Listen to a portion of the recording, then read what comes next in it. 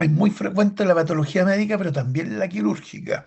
De hecho, acá vamos a hablar de trastornos motores esofágicos, que es una patología más bien quirúrgica, la mayoría, y la enfermedad por reflujo gastroesofágico, que sería la patología médica, que la verdad es que tiene una incidencia bastante alta. No, no les voy a hablar de incidencia, pero la verdad es que son bien, bien frecuentes. Y tiene una fisiopatología también relativamente compleja. ¿Ya? Entonces, partamos. Y después la segunda clase tiene que ver con úlcera gástrica, que también tiene su emoción, ¿ya? Recordar muy, muy rápido cómo funciona el tubo digestivo en general. El tubo digestivo está, como lo dice su nombre, es un tubo que tiene en general dos capas fundamentales desde el punto de vista muscular. Me interesa, vamos a hablar de la parte muscular fundamental, ¿ya? Que tiene una capa longitudinal que en el fondo acorta el tubo digestivo y permite los movimientos peristálticos, y también tiene una capa circular, ¿ya? Ahora, cuál es la importancia en el fondo de entender este sistema de capas que tiene que ver con una capa que tiene que ver con la motilidad, digamos, el hecho de circular tiene que ver fundamentalmente para generar propulsión, y la longitudinal tiene que ver con acortamiento. Y eso es bien importante. Ahora, estos sistemas musculares están regidos por dos sistemas nerviosos. Un sistema nervioso que se llama sistema nervioso enteral, que es gigante. El sistema nervioso enteral se habla que tiene más células, más neuronas que incluso el cerebro. El problema es que obviamente no está en un órgano como el cerebro, sino que está distribuido a lo largo del sistema digestivo. Eso, comentario va fundamentalmente a la complejidad del sistema, porque tiene que ver con propulsión, contracción, motilidad, pero también con secreción de sustancias, secreción de secreciones digestivas, enzimas, etcétera, bicarbonato, pero también con secreción de enzimas. Entonces, fíjense, el doctor lo tocó cuando habló de la diarrea, la secreción la secreción. Imagínense lo que significa secretar 1,5 litros de saliva o 7 litros de tubo de secreciones digestivas, entre comillas, a nivel intestinal. O sea, toda esa secreción es regulada de tal manera que al final solamente perdamos 200 cc o 200 gramos de agua, como queramos decirlo. Entonces, imagínense la regulación que tiene que haber para que ocurra eso. ¿Ya? Entonces, vamos a partir por el esófago, pero eso es válido para todo el tubo digestivo. Obviamente no nos vamos a hablar más más que de esófago perdón, me equivoqué para variar, estoy un poco choqueado y chocado, ¿ya? Entonces, el largo, el esófago es bien importante.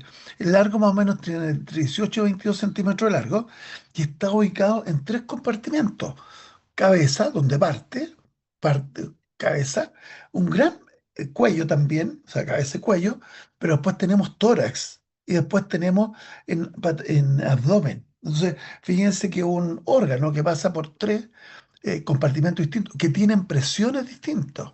Acuérdense que el tórax funciona a presión negativa. Entonces, tenemos distintos sistemas de presiones y obviamente eso hace que tenga complicaciones y tenga complejidades propias de estar en distintos compartimentos. Y tiene otra diferenciación para hacerlo más complejo. Tenemos una zona del tercio superior, y por eso es muy importante la diferenciación entre tercio superior, medio e inferior, porque el superior es fundamentalmente musculatura estriada. Por lo tanto, tiene enfermedad de músculo estriado, polimiositis, mastenia, etcétera. Mientras que el tercio inferior, el predominio fundamentalmente es músculo liso. Por lo tanto, tiene enfermedades de músculo liso, como sería la galacia y la esclerodermia. Y obviamente en el tercio inferior, donde se producen las transiciones, puede tener un poco de las dos, ¿ya? Entonces, súper importante. Si ustedes se dan cuenta, como pasa por distintos compartimientos, necesita regular también presiones. Entonces, tiene un esfínter Oiga, esofágico Doc, superior, ¿sí? eh, le hago una consulta. Entiendo que estaba con su cabeza bien como, como, No, como, pero dale. como en varias partes.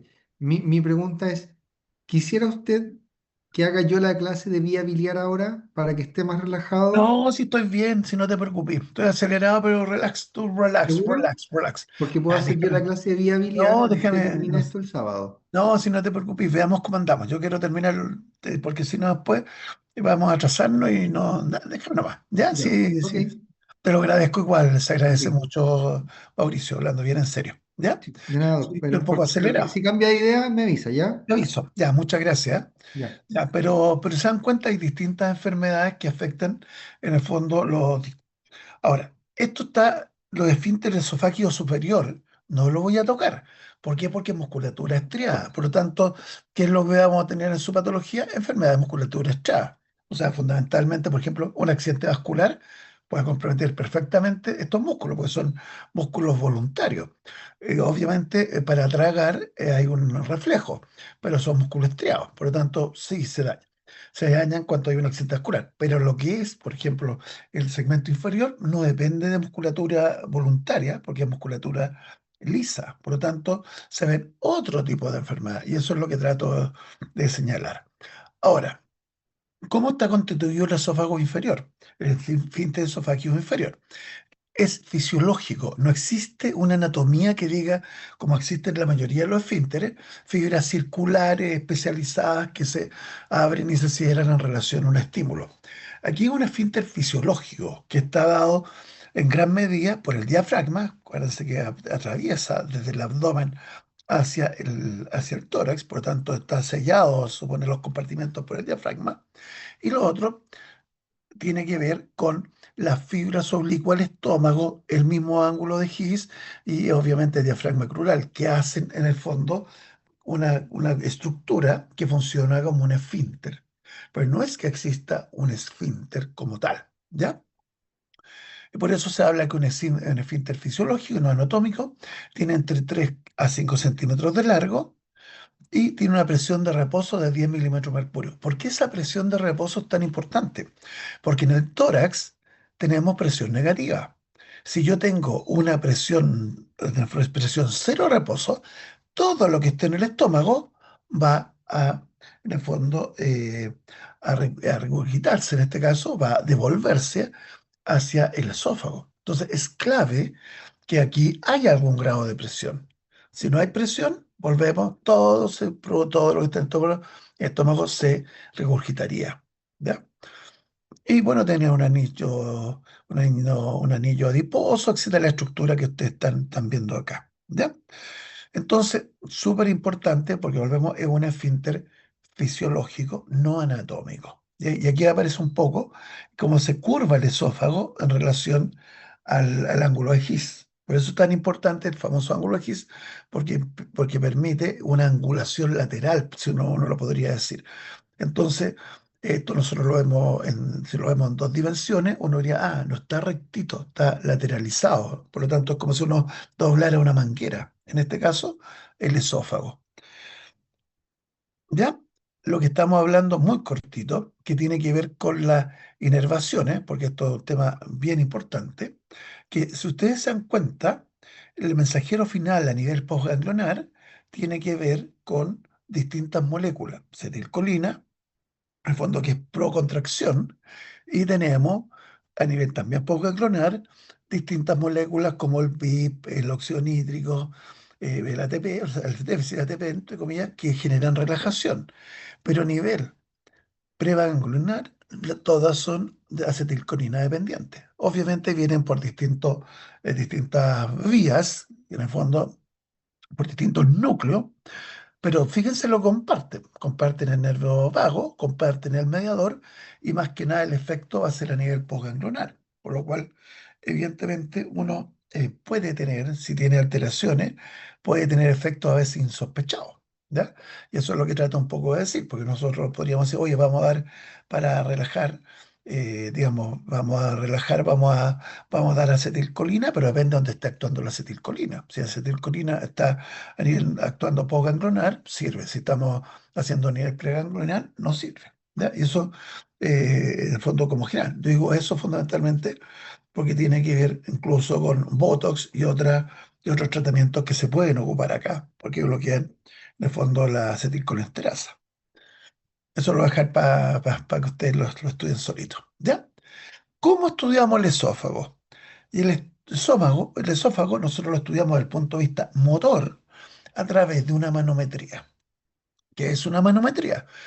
Es la medición de presión en relación a distintas distancias de la arcada dental y obviamente de la entrada gástrica. Entonces se coloca un dispositivo, usted ya lo intuye, larguito, en el cual se va midiendo cada cierto espacio, se va midiendo qué pasa desde el punto de vista de las presiones. Entonces partimos acá a nivel del cuerpo, y este sería el esfínter esofágico inferior, y aquí no está detallado con centímetros, pero puede ser cada 5 centímetros. Entonces aquí tenemos inmediatamente en la zona de deglución, y aquí tenemos ya el cuerpo como tal, a los 5 centímetros, 10 centímetros, 15 centímetros, 20 centímetros. ¿Ya? Y se ve en el fondo qué es lo que ocurre. ¿Ya? Entonces nosotros sabemos que cuando hay una deglución, inicialmente, y esto es importante que lo registremos, se produce un aumento de la presión a nivel de la zona deglutoria. Ese es lo que genera propulsión. Y obviamente en la medida que va bajando a través del cuerpo, esa onda propulsora, que es un movimiento peristáltico, aquí están los centímetros, 31, etcétera, va generando que se propulse el bolo. Pero fíjense lo que ocurre a nivel del esfínter esofágico inferior. En el momento que se produce una deglución, se produce una relajación. Es un dato importante. El fondo permite que el bolo entre sin ningún problema al estómago. Y posterior que pasa el bolo, se produce una contracción. ¿Se dan cuenta? Entonces, el fondo está hecho para que propulse desde arriba, desde la boca, hasta en el fondo la entrada del estómago, sin mayor resistencia, pues se va propulsando. Se dan cuenta aquí está contrayéndose y aquí todavía no se contrae. Por lo tanto, es como si uno estrujara una manguera. ¿Ya? Pero el tope de la manguera, por decirlo de alguna manera, di- se, se pierde la presión, o sea, se relaja, de tal manera de favorecer en el fondo la propulsión. ¿Ya? Entonces tenemos en el fondo relajaciones del esfínter esofágico inferior relacionadas con la deglución. ¿Ya? Entonces aquí lo que estamos viendo es cómo se mueve a lo largo. Esto es lo que uno ve normalmente en los trastornos motores, o sea, perdón, en un movimiento del esófago normal. ¿Ya? Entonces, estos son los valores típicos. Eso es esfínter esofágico superior, 30 milímetros de mercurio sobre la presión torácica. Acuérdense, la presión torácica es presión negativa. Nivel intratorácico, menos 2 a menos 3 milímetros de mercurio. El esfínter esofágico, ya lo dijimos, más o menos 10 a 12 milímetros de mercurio, que en el fondo se mantiene cerradito, salvo cuando se relaja. O sea, en el fondo, aquí estamos marcando que supongamos que sería 10 milímetros de mercurio. Aquí llega hasta cero, absolutamente relajado, pero después vuelve a contraerse a menos 10. ¿Ya? Y acá obviamente una contracción que hace que impida el reflujo. Eso hay que tenerlo claro. Entonces, ¿se dan cuenta por qué el esfínter esofágico tiene que estar con presión?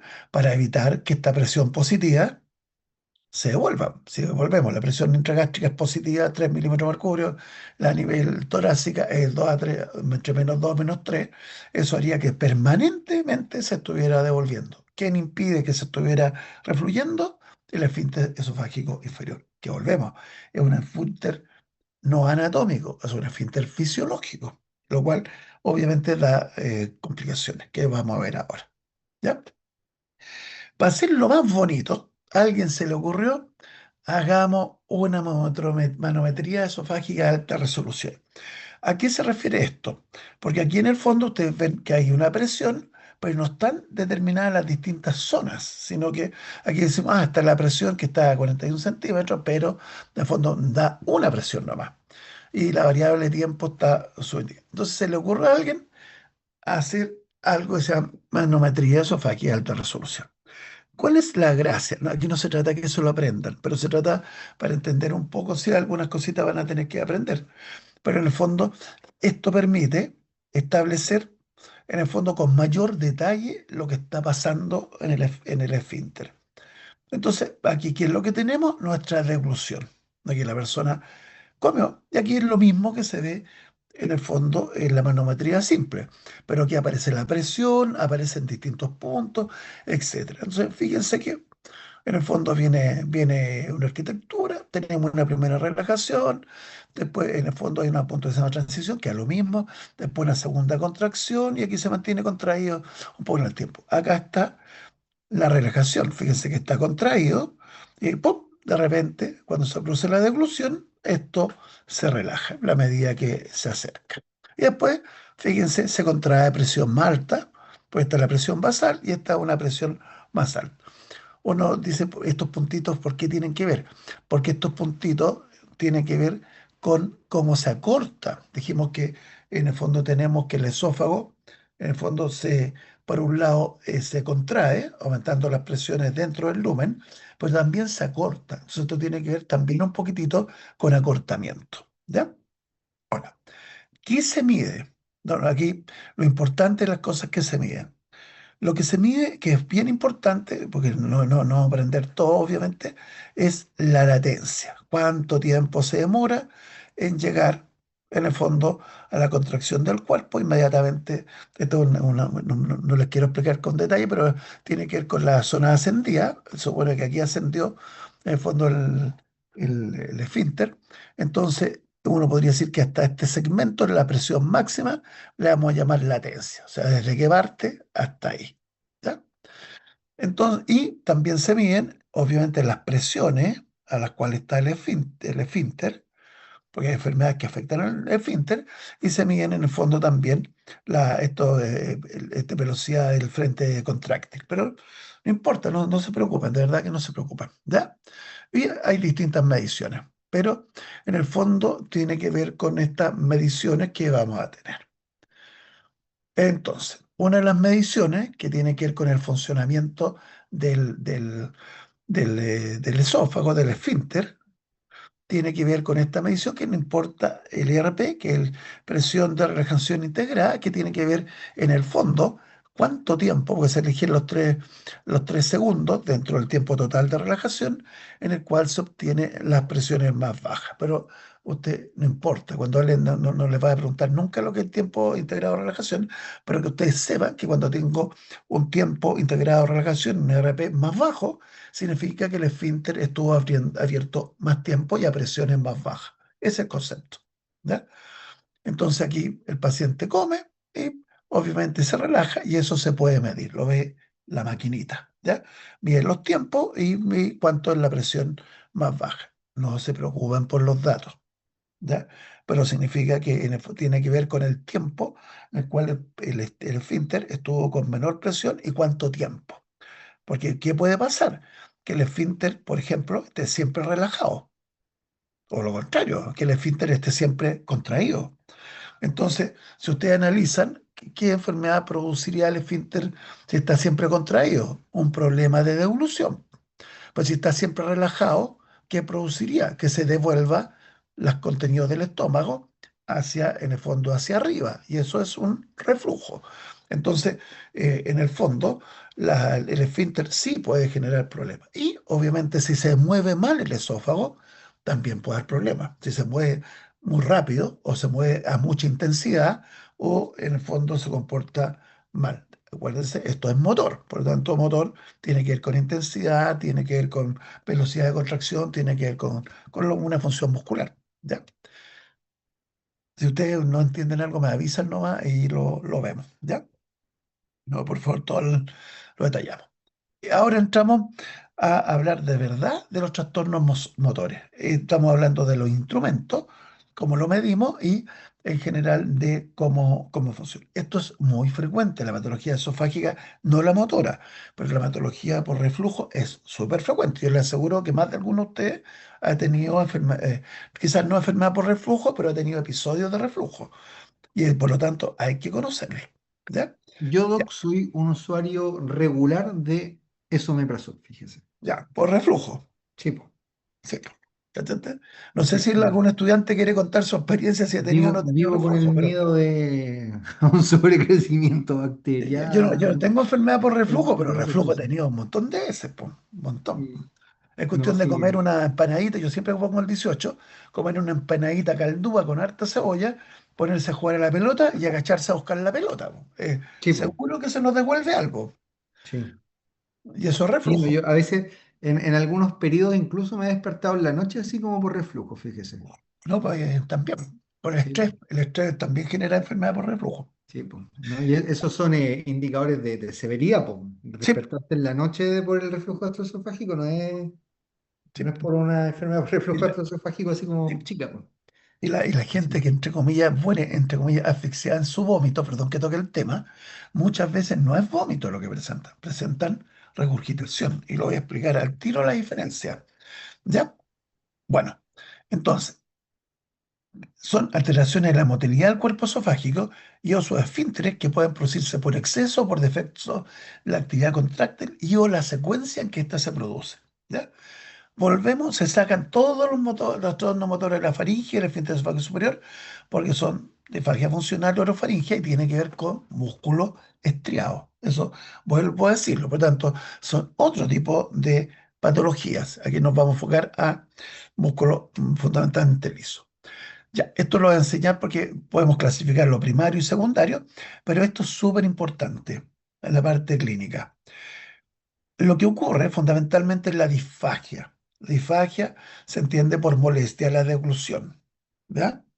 Entonces, esta molestia a la deglución tiende a ser en los trastornos motores ilógica e intermitente, ¿ya? La disfagia lógica es cuando la persona tiene más hacia los sólidos que a los líquidos. Aquí perfectamente puede haber disfagia ilógica, o sea, hacia los líquidos más que a los sólidos, ¿ya? En general presentan dolor retroesternal. Pueden presentarlo, obviamente todas estas son clínicas. ¿Qué significa que tenga dolor retroesternal? Que puede simular dolor anginoso coronario. Entonces, hoy es un diagnóstico diferencial de la patología esofágica del síndrome coronario agudo. Y a veces no es tan fácil. ¿Por qué no es tan fácil? Porque una de las patologías que mover responde a nitrito. Entonces, nosotros le damos nitroglicerina al paciente coronario y se le quita el dolor y el espasmo distal también se le quita, que es una patología esofágica que vamos a ver. Por lo tanto, a veces no es tan fácil. Odinofagia da dolor de garganta y ocurre regurgitación y pseudo-regurgitación. ¿Qué es la regurgitación? Es cuando se devuelve la comida parcialmente, el bolo, parcialmente, en el fondo, parcialmente procesado, desde el estómago hacia la boca. Eso es regurgitación. ¿Qué es pseudo-regurgitación? Cuando no alcanzó a entrar al estómago. Es decir, yo tengo algo que impide que pase motormente, una disfunción, por ejemplo, el esfínter esofágico inferior, y no alcanza a pasar al estómago. Entonces, ¿qué es lo que pasa? Se devuelve, pues no se vuelve el estómago. Eso se llama pseudo-regurgitación. Ahora uno diría, pero bueno, ¿cuál es la diferencia? Fuera de que uno viene el estómago y el otro no viene el estómago, tiene que ver con que uno viene con ácido y otro viene sin ácido. O uno viene con álcali y el otro viene sin ácido o con álcali. Vuelvo, a veces hay reflujo que viene desde el duodeno. Entonces tenemos duodeno, estómago y después esófago. Y esos son bastante malos, la verdad. ¿Y por qué pulmonar? Porque estos pacientes están, como se está devolviendo lo que debiera estar en el estómago y debiera pasar por el estómago, se está devolviendo en la cavidad orofaringea, se aspira. Y los pacientes presentan muchas veces sintomatología respiratoria. Hay asmas que no son asmas, son reflujos. Hay neumonias que se originan en pacientes que tienen reflujo. De hecho, esto es famoso en las guaguas. En las guaguas, un motivo frecuente en el fondo de inasistencia materna al trabajo o de patología frecuente de guaguita tiene que ver con reflujo gastroesofágico. Porque, ¿dónde termina afectándose? El pulmón, porque volvemos, se aspira, ¿ya? O genera cuadros obstructivos, etcétera.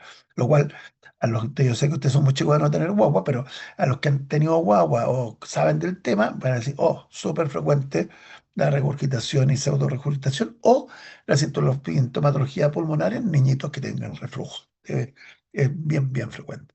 Entonces, hay que tener claro esto. Primario se refieren, ya lo saben, cuando es propio en este caso, del esófago, y secundarios son cuando son secundarios a otras enfermedades. ¿Ya? Entonces, ¿por qué le coloqué eso famoso en el fondo de la manometría de alta resolución? Porque la clasificación actual lleva bastante años, se llama Clasificación de Chicago y habla en base a lo que ocurre con esta manometría de alta resolución.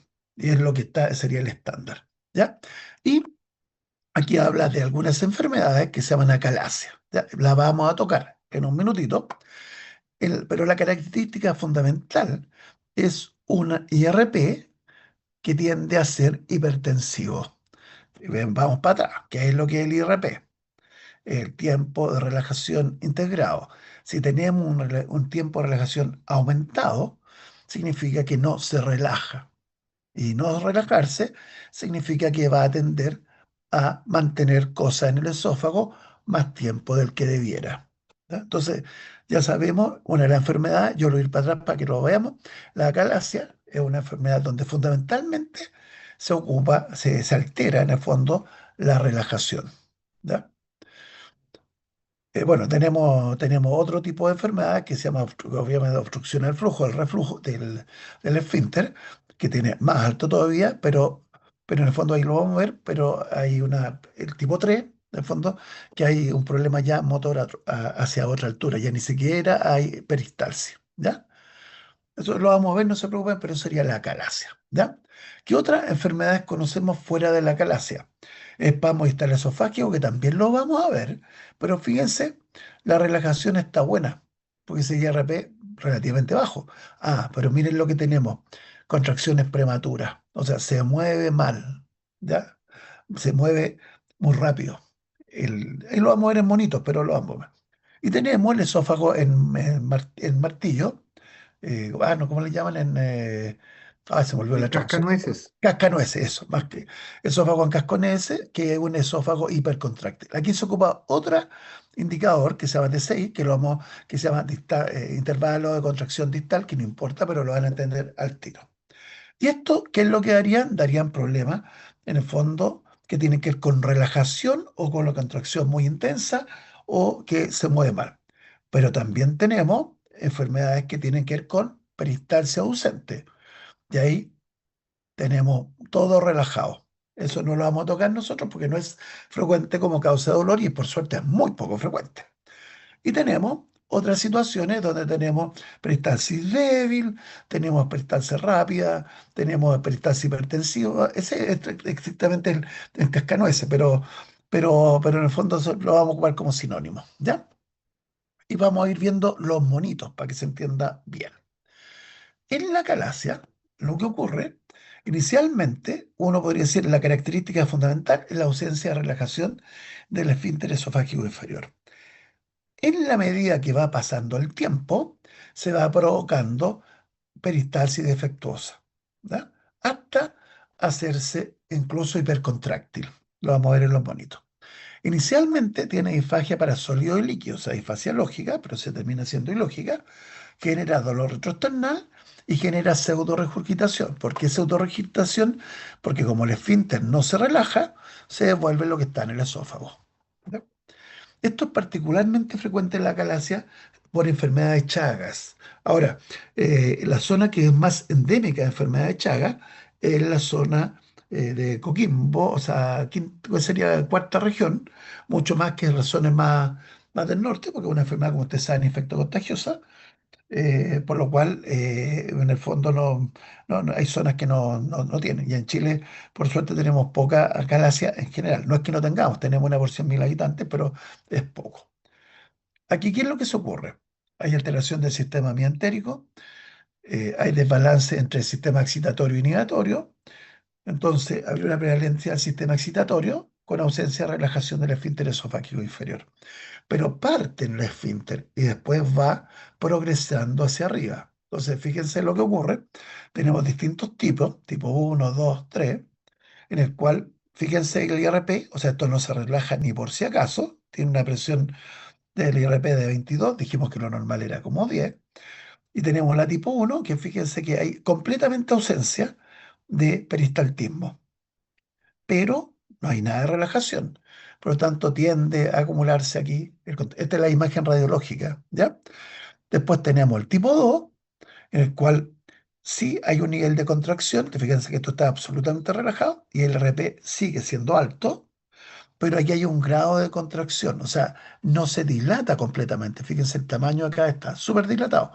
Aquí hay un grado de tono, ¿ya? Y este grado de tono hace que tenga tono. Y como tiene tono, se producen columnas de aire líquida. Aquí en cuenta no hay columna de aire líquida porque esto se dilata, se extiende, se extiende, se extiende y no genera una columna, porque esto se está extendiendo. Aquí no, aquí como hay un poco de tono, se extiende, pero se genera en el fondo algún grado de presión, por lo cual se produce esta forma y permite diagnosticar tipo 2. Y el tipo 3 simplemente está hipercontráctil. Pero fíjense cómo está hipercontráctil y tampoco hay relajación. Entonces, si tengo una zona que está bien contraída y no se relaja, se producen divertículos. Entonces se tienden a producir divertículos. En el fondo tiende a salir por otro lado, en el fondo el contenido y se pierde estructura en la pared. Entonces, estos serían los tres tipos. Ahora, ¿por qué son nuestros tipos? Porque nosotros, si lo voy a tirar un poco para tratar de explicarlo, tendría que ver con esto, con dónde actúa la acetilcolina, porque lo que se sabe es que en el fondo tiene que ver con pérdida de tono acetilcolínico, fundamentalmente a nivel postganglionar. Entonces, ¿qué es lo que ocurre? Al principio, en el fondo, se pierde, se estimula, se estimula la acetilcolina, por lo cual lo que se pierde es el tono relajante, pero a medida que va aumentando, va generando, aumentando el tono contractil. ¿Ya? Porque aquí tenemos la parte de relajación, aquí tenemos la zona contráctil. Entonces lo que ocurre en el fondo es que se va perdiendo esta zona de relajación y después termina predominando la acetilcolina en la zona solamente contráctil. Ahí yo creo que me expliqué mejor. O sea, esta parte de acá se va perdiendo. Entonces, hay alteración del sistema mientérico. Acuérdense que hay sistema excitatorio y contractorio e inhibitorio, relajación, y hay una prevalencia del sistema excitatorio, ausencia de relajación del esfínter esofágico inferior, ¿ya? Porque está predominando el sono excitatorio, ¿ya? Ya. ¿Por qué ocurre esto? Puede ser genética, viral, neurogénica, autoinmune, las infecciones. ¿Ya? Y las infecciones son muy frecuentes. Esto estamos hablando primaria, o sea, primaria y secundaria. Y la causa más frecuente, tenemos enfermedad de Chagas, que se puede confundir con otra enfermedad que es pseudocalacia, pero en el fondo el efecto es el mismo. Y ojo, la esclerodermia, que también da compromiso de musculatura lisa esofágica. Por lo tanto, una persona puede tener una esclerodermia y puede, en el fondo, confundirse. Esa sería la calace. Esto lo van a ver en qué lo van a ver en cirugía. Esto en general no se ve en medicina y tiene que ver con. Ahora, yo saqué la diapositiva que era más de algún tiempo, que tiene que ver porque estos pacientes, por ejemplo, responden al Botox. ¿Ya? Entonces, en el fondo responden en el fondo a proteínas que tienen que ver con la regulación del sistema colinérgico, ¿no? O anticolinérgico, más bien, ¿ya? Entonces, habla de que los sistemas estarían conservados, en el fondo, el sistema colinérgico, y más que nada habría un sistema de pérdida de neuronas, ¿ya? De neuronas a nivel postganglional. El espasmo distal esofágico tiene una particularidad. Aquí volvemos, es súper interesante verlo estas imágenes porque nos hablan de cómo funciona. Aquí se supone que hay relajación normal del esfínter, ¿ya? Pero el problema es que tenemos contracciones de origen simultáneo y en general precoces. Entonces, pero lo más importante es que son de simultánea, ¿ya? Entonces, ¿por qué ocurriría? Porque hay desorden de inhibición inhibitoria, por lo tanto, se producen estas contracciones de inicio simultáneo, obviamente la portalación en el tercio medio inferior del esófago. Esto también simula ondas terciarias, ¿Qué es lo que una onda terciaria? Las ondas terciarias son las que ocurren en el general como de barrido. O sea, en el fondo son ondas terciarias que son muy intensas y las ondas primarias son las ondas que para tragar.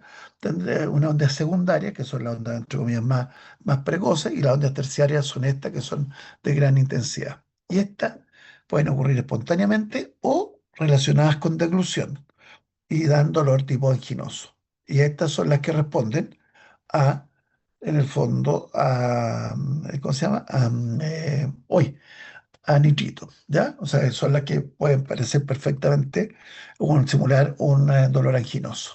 Este es el monito, ¿ya? Entonces, el espasmo distal, la característica es que se dan cuenta que hay una contracción casi simultánea, ¿ya? Una contracción relativamente prematura y simultánea, ¿ya? Ahora, según la clasificación de Chicago, tiene que ver fundamentalmente con lo prematuro, ¿ya? ¿Ya? Más o sea, tiene que ver, perdona, con lo prematuro, más que con la velocidad de progresión. Aquí lo voy a explicar. Eh, tenemos perdón, lo dije mal, tiene más que ver con la simultaneidad. Esto lo que está hablando es que son súper simultáneas y son prematuras. ¿Se dan cuenta? Porque son antes de tiempo. Acá, este DL es el tiempo de retardo, delay, que tiene que ver con tiempo. Entonces aquí se dan cuenta, hay mayor cantidad de tiempo, pero la contracción en sí es rápida. ¿Cómo lo vemos eso? En el fondo, el tiempo de retardo tiene que ver con la latencia, por tanto, en el fondo, y tiene que ver con la pendiente, tiene que ver con la con la latencia. Entonces, en el fondo, pues, lo dije más enredado que 7, pero en el fondo la gracia que tiene es que son contracción prematura. ¿A qué se refiere esa prematura? Que son antes que el esfínter se abriera. Eso es como el término más importante. Y además tienen esta particularidad que son, obviamente, tienden a ser simultáneas. ¿Ya? En el fondo, a lo largo del... Lo normal, acuérdense que es, voy a mostrarlo para que no tengamos dudas, lo normal es que se abre aquí el esfínter, por lo tanto, cuando llega la onda, pilla el esfínter abierto, ¿ya? Y obviamente esto al mismo tiempo no es simultáneo, se dan cuenta en el tiempo, va progresando. Este momento está contraída, después está otra y se va relajando. Aquí, por ejemplo, cuando esta está contraída, esta de acá está sin presión casi, ¿ya? Entonces, en el fondo, esa es como la idea. Entonces, lo que tenemos acá son, en el fondo, primero, que no está relajado el esfínter cuando llega, por lo tanto, una contracción prematura, y también son rápidas. Aquí no sería espasmo esofágico, porque fíjense que como está abierto el esfínter. Entonces, en el fondo es una contracción rápida, pero con latencia normal. Eso es lo que termina definiendo, en gran medida tiene que ver con latencia. En el fondo, un espasmo distal serían aquellas que tienen una latencia disminuida, pero nadie le va a preguntar por latencia, le vamos a preguntar porque en el fondo en relación cómo debiera estar el esfínter. El esfínter debiera estar abierto porque no es una contracción prematura. Entonces yo sé que esto es enredado porque no lo han visto nunca, pero leyendo los pósteres lo sacan rápido. ¿Por qué ocurre? Por disfunción de inhibición inhibitoria, existe degeneración neural parcelada, o sea, en el fondo, de tal manera que hay ausencia de la onda de inhibición previa a la peristalsis, por lo cual se dan cuenta, pero un poquito lo voy a mostrar acá, no existe esa pequeña caída de la presión antes de que llegue el bolo. Entonces, eso verde significa que hay una pequeña caída de la presión. O sea, antes que llegue, aquí está llegando al bolo y aquí está, en el fondo, un poquito más baja la presión. Por lo cual, no existe esa sincronización que debiera haber al paso de la onda peristáltica. ¿Ya?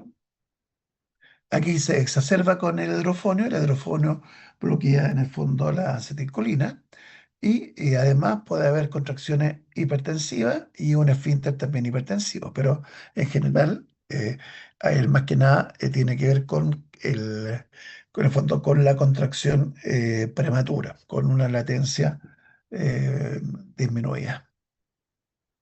Y el esófago en cascanueces, que lo vamos a ocupar como sinónimo de martillo, pero ojo, la clasificación hace que sean trastornos. Hay trastornos por hiperactividad contráctil. Ojo, esto es súper importante en esófago. Los pacientes pueden estar sintomáticos y tener sencillamente mucha hipertensión. Eso también pasa con el reflujo, aunque ustedes no lo crean. La persona puede tener una función muy mala del reflujo en relación a la hipotonía y el paciente tener escasa sintomatología. No hay una correlación directa entre presiones y sintomatología. Entonces hay que tenerlo bien, bien claro.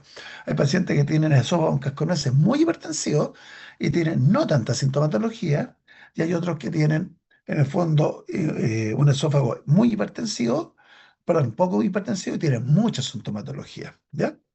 Esto es lejos lo más frecuente, como dolor anginoso, no se sabe bien por qué, y se ven ondas primarias y secundarias. Acuérdense que el otro tiene ondas terciarias, el espasmo distal, aquí son ondas primarias y secundarias. La primaria, dijimos, es cuando llega, cuando está trasladándose el bolo. La secundaria es como un poco la de barrio, lo que quedó, vuelve. Y la terciaria es una onda que está un poco separada de la primaria y secundaria. Estas son muy intensas, fíjense lo que estamos hablando. 180 milímetros de mercurio, eso hasta hipertensión arterial, y IO tiene duraciones muy largas, mayor de 9 segundos. ¿Ya?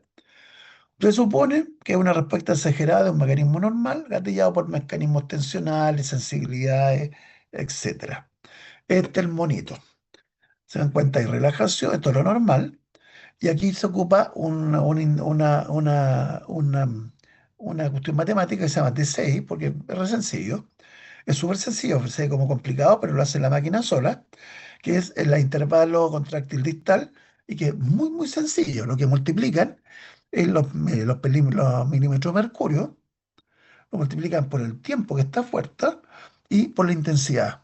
Entonces, por eso la unidad es milímetro de mercurio, segundos por centímetro. Porque lo que buscan aquí, en el fondo, es el área de esto. Estos son segundos, estos son intensidad de milímetro de mercurio, y estos son segundos, y estos son los centímetros que está siendo afectado el esófago. Entonces, en el fondo aquí lo estamos haciendo como en un tracker, como ¿cómo se llama? ¿Cómo se llama? Como cascanueces. Y este sería el martillo demoledor. Jackhammer significa martillo demoledor. Yo lo estamos ocupando como sinónimo, pero tienen distintas características. Se dan cuenta que es un solo que tiene una intensidad muy grande, y este, en el fondo, son varios movimientos peristantes, pero en el fondo es lo mismo, es muy parecido. Y se miden por este tiempo, por este intervalo contráctil distal. ¿Ya? Entonces, se dan cuenta, tenemos aquí esta. Y obviamente, si el paciente tiene esto, vienen las presiones que pueden alcanzar presiones de 180 milímetros de mercurio, por lo cual puede doler, pero de todas maneras.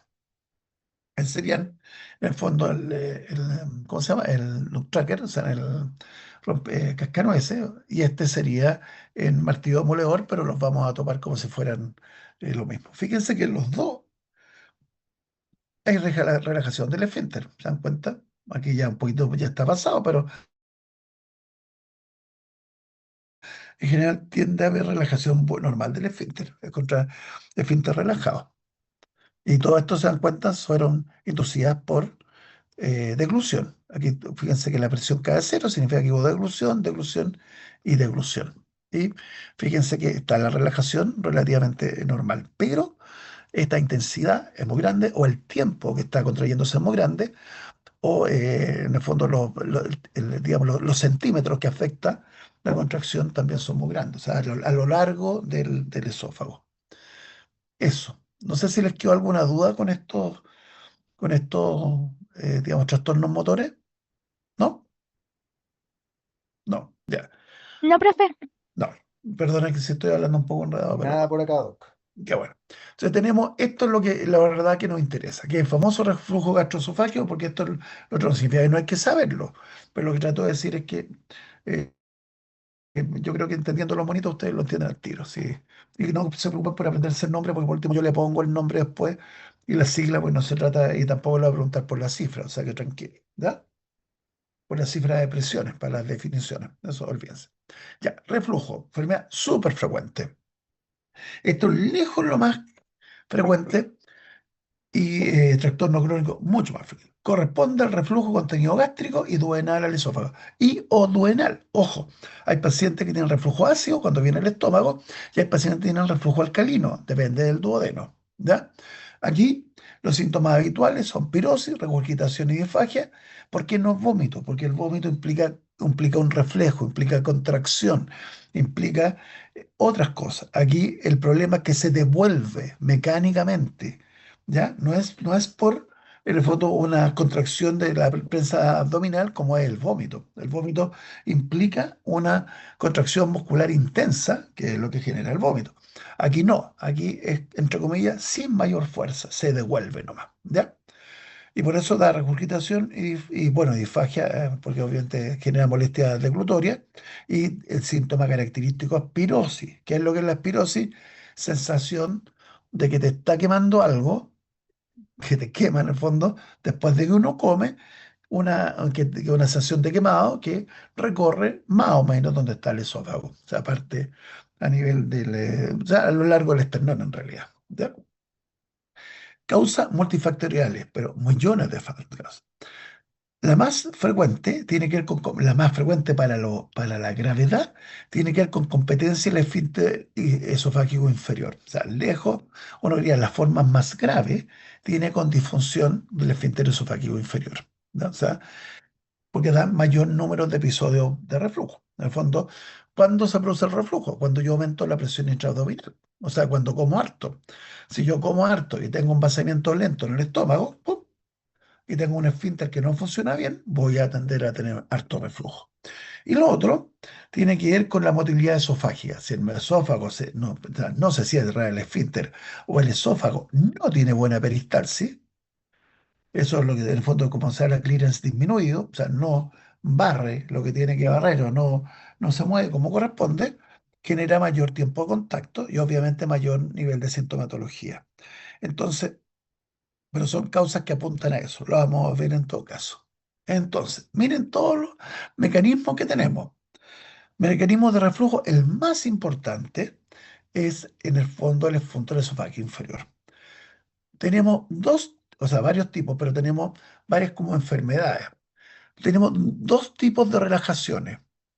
Relajación inducida por deglución, que son normales, pero también tenemos unas relajaciones transitorias del esfínter esofágico inferior no relacionadas con deglución. ¿Cuál es la explicación de esa relación? Son también normales, pero ¿cuál es la explicación de esas relajaciones transitorias no relacionadas por deglución? El concepto es que nosotros deglutimos, se relaja el esfínter esofágico inferior. Voy a irme, vamos a suponer, este está normal, vamos a irnos a este que está, uy, ¿qué estoy haciendo? Me fui para el otro lado. Este está normal, se produce la relajación y después se vuelve a cerrar. Pero ¿qué ocurre? Que a veces hay distensión gástrica. ¿Por qué? Porque uno tomó, por ejemplo, comió mucho aire o muchas cositas y hay el estómago está muy lleno, sobre todo por aire y por volumen. Entonces, teóricamente, por estímulos gástricos, se puede volver a relajar. ¿Para acá? ¿Para qué? Fundamentalmente para devolver aire.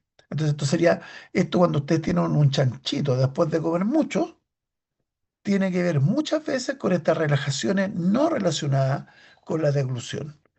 Puede ocurrir mucho tiempo después. Yo llego, aquí se produce la relajación, esto se cerró, se supone que está cerrado hasta que vuelva a tragar, y de repente, ¡pum!, se abre.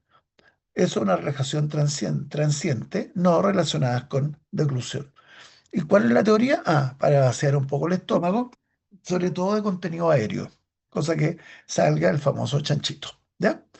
Entonces, es normal que tengamos relajación transciente en el esfínter esofágico inferior no relacionada con la deglución, pero en la medida que tenemos mayor riesgo de tener enfermedad por reflujo. Entonces, hay que considerarlo también, y eso se mide en los estudios, porque si tenemos muchas relajaciones, vamos a tener posiblemente mayor riesgo. ¿Y para qué hablar si tenemos el esfínter esofágico inferior hipotensivo? Si tenemos algo lo que sea que genere relajación del esfínter, o sea, esté siempre con presión de cierre más baja, vamos a tener mucha más enfermedad por reflujo. En otras palabras, las enfermedades de reflujo graves se relacionan con esfínteres esofágico inferior hipotensivos. La hernia hiatal es otro problema, o es aquí el mono. ¿Qué es lo que es la hernia hiatal? La hernia hiatal tiene que ver con esto. Bueno, perdona que lo tire para atrás. Esto. ¿Qué es lo que es la hiena y el hiato? Es que contenido esofágico que normalmente es intraabdominal pase hacia el tórax. Entonces, la zona del esfínter, en vez de estar en una zona, en el fondo, de presión positiva, por lo tanto el esfínter sirve mucho, va a estar en una zona de presión negativa. Y un esfínter lo más probable es disfuncional, porque vamos a tener presión positiva en esta zona de acá, sobre el diafragma crural. Por lo tanto, desde el punto de vista mecánico, favorece la difusión del esfínter. Entonces, eso es la famosa hernia al hiato. O sea, ¿por qué es mala la hernia al hiato? Porque genera que el esfínter, en vez de estar en una posición intraabdominal, está en una posición intratorácica, por lo cual se tiende a mantener abierto. El bolsillo ácido es un concepto bien complicado, porque es complicado, no es difícil, pero es complicado explicarlo, que tiene que ver con que cuando nosotros comemos, se produce una especie como dentro del contenido dentro del estómago, existen, no es homogéneo. Entonces, hay una parte que está justamente por debajo del esfínter, donde se acumula mayor cantidad de ácido. ¿Cachai? No es homogéneo, aunque se estemos contrayendo, ya.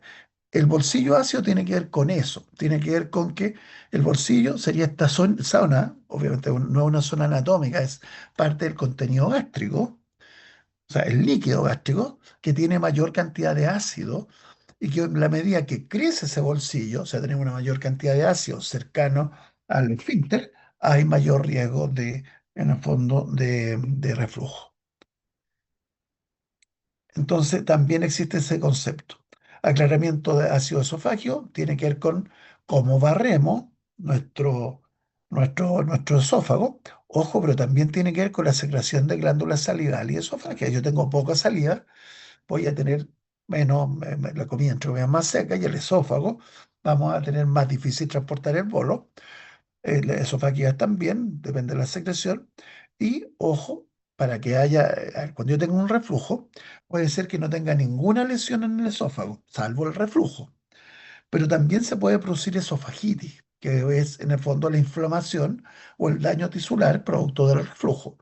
Entonces aquí es clave para la sintomatología y para también la presencia de la enfermedad el hecho de que haya un tejido más o menos resistente.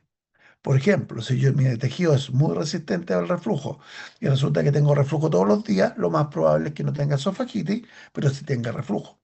Pero si tengo un tejido que es poco resistente o que tiene más los mecanismos de defensa, yo con un poquitito de ácido voy a tener una esofagitis. Entonces, es importante.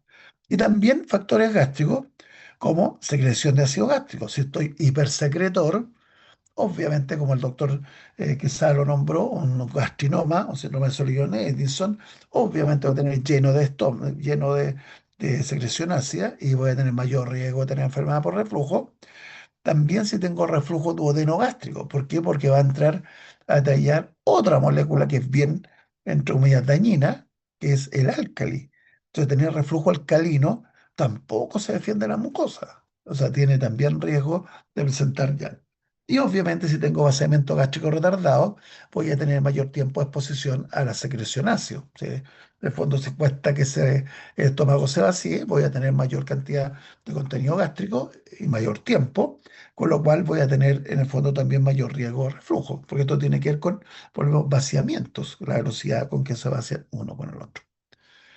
Entonces, causas de reflujo gastroesofágico a nivel de la enfermedad del esfínter, relajación esfinteriana independiente de la presión basal, o sea, que se relaje mal, o que hayan demasiadas relajaciones transientes no relacionadas con el esfínter esofágico o que hay una presión basal defectuosa, que hay una hipotenía. Esto en general da a esofagitis severa y es la que más se relaciona con fármacos, que generan es un efecto adverso de fármacos, o de alimentos y o de hormonas. Estos son los complicados, son los que van a tener esofagitis severa, ¿ya? Y otra cosa que se produce reflujo es por aumento de la presión abdominal. Si yo tengo mucha presión intraabdominal, en una situación de esfuerzo o una situación de hernia hiatal, voy a tener mayor cantidad de episodios de reflujo, ¿ya? Y por eso la obesidad es un factor de riesgo súper potente para, en el fondo, presencia de reflujo. Los obesos, la mayoría tienen reflujo porque tienen una presión intraabdominal positiva, mucho mayor que en el fondo que una persona delgada, y esa presión positiva hace que en el fondo se venza la presión del esfínter. Lo mismo ocurre en el neonatal o cuando uno hace esfuerzo. Por eso yo les colocaba después de comer una rica empanadita y agacharse a recoger la pelota, porque ahí se produce una presión intraabdominal positiva. Puedo comer una empanadita, la cebolla es muy buena para generar hipotonía del esfínter esofágico inferior y tendríamos en el fondo más encima, si somos gorditos, aumento de la presión intraabdominal. Entonces sería, lo- ¿qué sustancias son buenas para bajar la presión del esfínter esofágico inferior? Hormonas, gastrina, botilina, disminuye esto incrementa la presión, o sea, son, entre comillas, buenos. Pero bueno, volvemos para qué, para aumentar la presión, disminuir la presión del esfínter esofágico, la colicistoquinina, secretina, factores neurológicos. Esto tiene que ver con beta agonista, pero con agonista beta o alfa adrenérgico o agonista colinérgico. ¿No? Muchas veces uno da antagonistas colinérgicos y fíjense, alimentos y nutrientes. Proteínas incrementan, pero ¿cuáles los disminuyen? Chocolate, grasas, menta. Otros factores, aquí están las cosas que uno da como un tratamiento, y entonces obviamente los que disminuyen la presión, por lo tanto aumentan los riesgos de generar problemas de tipo de típico de reflujo. ¿Ya? Típico.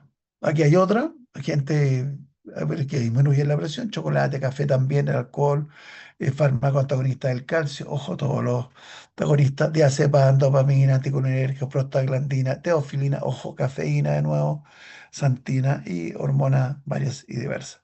Y estos que aumentan la presión son los que nosotros damos de tratamiento habitualmente. Metoclopramida, agentes colinérgicos, la cisaprida está en desuso, pero era bastante buena y está en desuso no porque era buena o mala, está en desuso porque generaba riesgos de arritmia, etcétera. Y tenemos lo que estamos hablando, que hay pacientes que tienen relajaciones transitorias no relacionadas con deglución, y estos son lejos la causa más frecuente de reflujo en pacientes con presiones normales del esfínter. ¿Se dan cuenta? En la otra había un problema del esfínter. Aquí hay un problema que el esfínter está bueno, pero existen estas relajaciones transientes, ¿ya? Persiste la relación, se produce independientemente de la eglución en cualquier momento, no se acompañan de peristaltismo, o sea, persisten por más tiempo, más de 10 segundos, y se asocian muchas veces a inhibición del diafragma crural. ¿Ya? Son, dan cuenta casi de todos los episodios de reflujo en personas sanas. Sanas se refiere a que no tiene algo de tipo anatómico, y dan el 50, y obviamente no tienen nada desde el punto de vista de la hipotonía del esfínter, y da el 50 al 80% de los episodios en pacientes con enfermedad por reflujo. ¿Por qué hay una diferenciación? Pues yo puedo tener reflujo y no enfermedad por reflujo. Entonces, en una persona que tiene reflujo ocasional, no tiene una enfermedad por reflujo, casi todos son por esto, pero los pacientes que tienen enfermedad por reflujo, igual la mayoría de las veces se relaciona con episodios de relajación transiente del esfínter esofágico inferior no relacionadas con la deglución. ¿No? Los otros se relacionan con, porque dicen ya el 50-80 y el resto se relaciona con episodios de hipotonía o se relaciona con alteración del clearance esofágico o alteraciones motoras, transitorias, etcétera. Pero lejos estas son las causas más frecuentes, que son, entre comillas, normales. El problema es la cantidad o la frecuencia o la intensidad. Están los monitos. Entonces no me acordaba, pensaba que los tenía antes. Este sería el efecto de una hernia yatal. Entonces la hernia yatal queda en posición intraabdominal y obviamente todo esto a presión presión negativa. Por lo tanto, todo el contenido, o gran parte del contenido que está intraabdominal va a pasar para acá, y si pasa por acá, tiene mayor posibilidad de que se venza la presión del esfínter, ¿ya? También, bueno, hay pérdida, la hernia hiatal ocurre por pérdida y rotura del ligamento, pero la gracia que hay que hay retención del líquido en el saco herniario, y obviamente mayor posibilidad de que haya reflujo. Por eso es súper importante. Lo malo es que la cirugía de reparación de la hernia hiatal no andan bien. Entonces, de hecho, es lo que se operó, si ustedes saben algo de política o algo han escuchado, Frei Montalva, que era un presidente de la República, que se operó de esto y terminó muerto por una infección. Ahora, ¿cómo demostramos la enfermedad por reflujo? Pues ya sabemos que ahí existe el reflujo, sabemos que hay enfermedad, sabemos que se puede producir enfermedad. ¿Cuál es la diferencia? Que el paciente, ¿cuándo tiene enfermedad por reflujo? Cuando tiene sintomatología. Hay pacientes que dijimos pueden tener una hernia y ser asintomática. Y puede ser que tenga mucho reflujo y no tiene enfermedad por reflujo. Tiene que buscarse una correlación entre la sintomatología y la demostración de el reflujo como causa de esta sintomatología. Entonces, hay distintas pruebas para tratar de demostrar esa correlación. Entonces, unas pruebas son seguimiento del pH intraesofágico. En la medida que yo tengo pH más ácido, puedo suponer que hay más reflujo del estómago hacia el esófago. En la medida que tengo episodios alcalinos, tengo reflujo del duodeno al estómago y el estómago al esófago. También se puede medir seguimiento ambulatorio de la impedancia, tiene que ver con la conductividad eléctrica, y tiene que ver con la cantidad de líquido dentro del esófago, y el pH. ¿Ya? También se puede hacer esofagografía con varios. Eso significa darle medio contraste y ver esto. Pero en el fondo, si pasa y se devuelve o si no se devuelve. Pues yo simplemente, si se devuelve, es que tengo reflujo. Pero obviamente no es tan buena, porque hay que estar mirando. ¿Ya? Tenemos otras pruebas que seguimiento de pH intraesofágico con análisis de los síntomas. Hay que se le hace el seguimiento de pH intraesofágico y se le da al paciente cuando tenga síntomas, usted aprieta el botoncito para ver si coincide con los episodios que tengo el pH más bajo. ¿Ya? Estos serían pruebas bien funcionales. Pruebas para evaluar el daño esofágico, que es muy sencillo porque lo que se busca es que haya esofagitis. Entonces, si hay esofagitis, yo tengo que suponer que es porque hay reflujo. ¿Ya? Entonces, se hacen endoscopía con cápsula, biopsia esofágica, esofagografía con varios, pero lo que voy a buscar en el fondo es que haya lesión, esofagitis. ¿Ya? Y por último, y no menos importante, pruebas para evaluar la función esofágica, manometría, que nosotros ya la vimos, y bioimpedanciometría esofágica, que también es como una manometría, pero en vez de ver presiones, se ve transmisión eléctrica. Y eso se relaciona con, en el fondo, la cantidad de líquido que hay dentro del esófago. Ahora, en el fondo, ¿difícil o no difícil diagnosticar la enfermedad por reflujo? Si hay esofagitis, súper fácil. Pero si no, es complejo, porque tenemos que buscar que haya coincidencia entre los síntomas y el nivel de pH. Y obviamente la presión también, lo posible que se relacione con estos cambios de presión con la sintomatología. Si nosotros tenemos, por ejemplo, una manometría normal, tenemos un pH normal y resulta que ¿cómo se llama? Tiene síntomas, es muy difícil que nosotros podamos atribuirle los síntomas a una enfermedad por reflujo, pero puede ser, y que en el fondo los síntomas sean una enfermedad por reflujo en un paciente que tiene manometría relativamente normal o que tiene una pHmetría relativamente normal. Puede ser. Por eso es complejo. Esto en fondo tiene que ver con lo que estábamos un poco hablando. Entonces, en el fondo se dan cuenta que tenemos distintos, aquí tiene que ver esto con impedancia, pero es un poco lo mismo, y están viendo cómo cambia el pH. Entonces, si ustedes se dan cuenta, obviamente cuando tenemos pH ácido, lo más probable es que en episodios de reflujo hay que ver si el paciente en ese momento tiene o no tiene sintomatología, y en el fondo aquí también se hacen técnicas de impedancia, a lo mismo nadie les va a preguntar esto, pero en el fondo aquí incluso se ve que hay regurgitación no ácida porque se ve por la impedancia que cambia la impedancia, ¿no? Entonces en el fondo aquí hay una regurgitación no ácida, por ejemplo.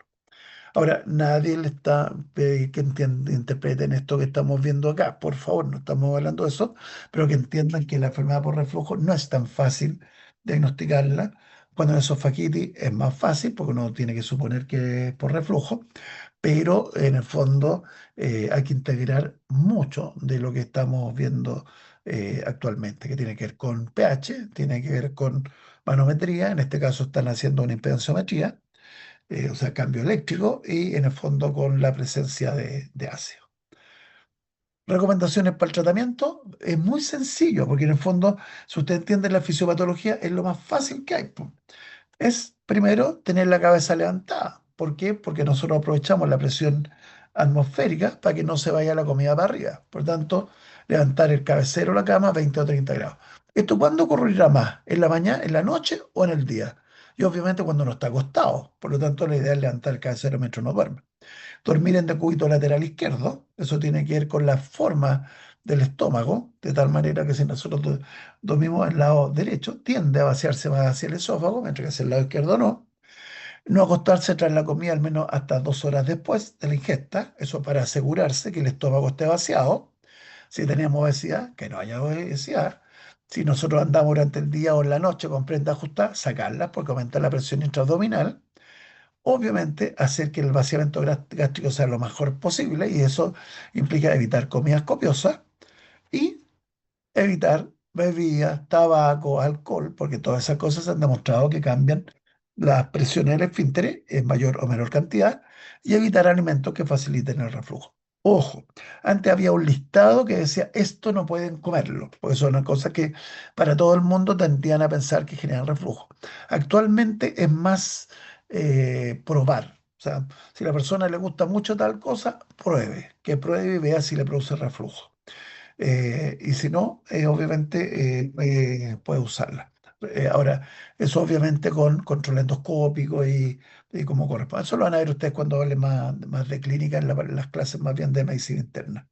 Pero eso, terminamos esta clase. ¿Dudas, consultas con relación al reflujo? No, profe. Ya te lo aclaro. ¿Estamos listos? Nada Ya, por acá. seguimos. Ya ustedes están viendo.